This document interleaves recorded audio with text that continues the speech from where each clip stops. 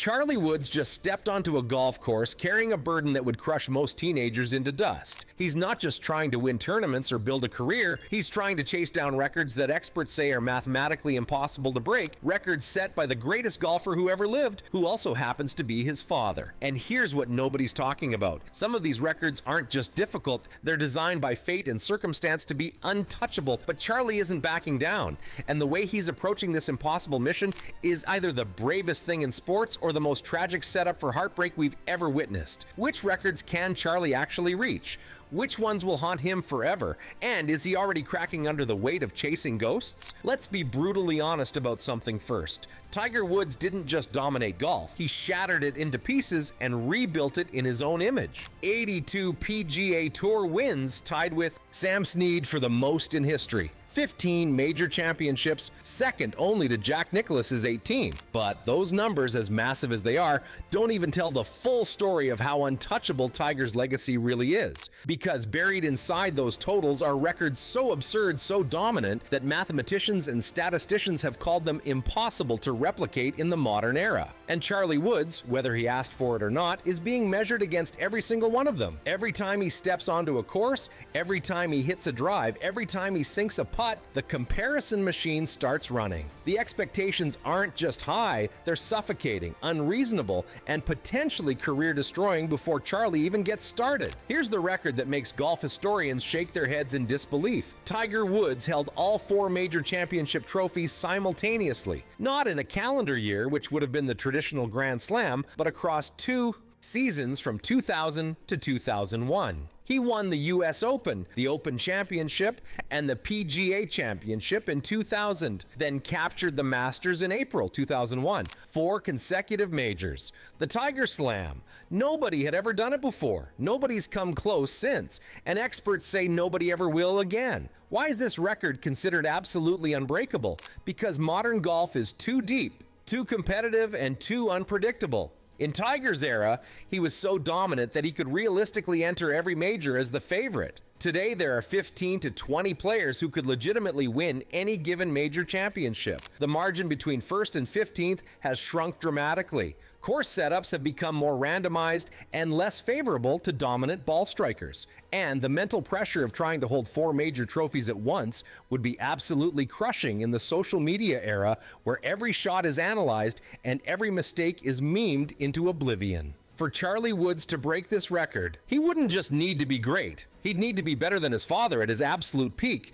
which might be the single most unrealistic expectation ever placed on a teenager in sports history. But that's not even the most terrifying record on the list. The one that truly haunts anyone who understands golf statistics is Tiger's win percentage. Between 1999 and 2009, Tiger won nearly 30% of the tournaments he entered. Think about that for a second. Almost 1 out of every 3 tournaments resulted in a Tiger Woods victory. In a sport where the best players in the world go years without winning, Tiger was winning 3 times per season for an entire decade. Charlie Woods isn't just competing against other talented juniors or college players. He's being compared to a statistical anomaly that defied every probability model in professional sports. To match that win rate, Charlie would need to win 30 PGA Tour events by the time he's 30 years old while playing a full schedule. That's not just unlikely, it's borderline impossible given how competitive modern golf has become. And here's where it gets even more brutal for Charlie. Tiger accomplished most of his dominance before equipment technology leveled the playing field. Modern drivers, balls, and training methods have made everyone longer and more consistent. The gap between the best player and the 20th best player has shrunk dramatically. Tiger had physical and technical advantages that simply don't exist anymore in the same way. Charlie would have to be so much better than everyone else just to replicate what his father did in an easier competitive environment. Then there's the record that golf fans debate endlessly. Tiger's streak of 142 consecutive cuts made on the PGA Tour from 1998 to 2005. 142 straight tournaments where Tiger not only showed up, but played well enough to make the weekend. That's 7 years of never missing a cut, never having an off week bad enough to go, home early, never struggling so badly that he couldn't compete. The mental toughness required to maintain that streak is almost incomprehensible. Bad weather, difficult course setups, injuries, personal issues, none of it mattered. Tiger showed up and performed at a minimum viable level every single time for 7 straight years. In modern golf, where players manage their schedules carefully and skip events to peak for majors, the idea of even attempting this kind of consistency seems absurd. Charlie Woods is already facing pressure that would break most teenagers. Imagine adding the weight of a cut streak to that burden. One bad week, one missed cut, and the streak is over. The comparison to his father's record would be immediate and brutal. Tiger made 142 straight cuts. Charlie missed one in his 3rd event. That's the kind of narrative that could follow him forever. But here's the record that might be the most psychologically damaging of all. Tiger Woods spent 683 weeks as the world's #1 ranked player. That's more than 13 years cumulatively at the absolute peak of the sport. He was #1 for so long that it became almost boring, expected, the natural order of golf. For Charlie to break that record, he'd need to reach #1 quickly and then hold that position for over a decade while fighting off challenges from Scottie Scheffler, Rory McIlroy, and an entire generation of elite international players. The mental strain of staying at #1 for that long, of having a target on your back for 13 years, of never being able to relax or coast, it's something that Charlie can't even comprehend yet.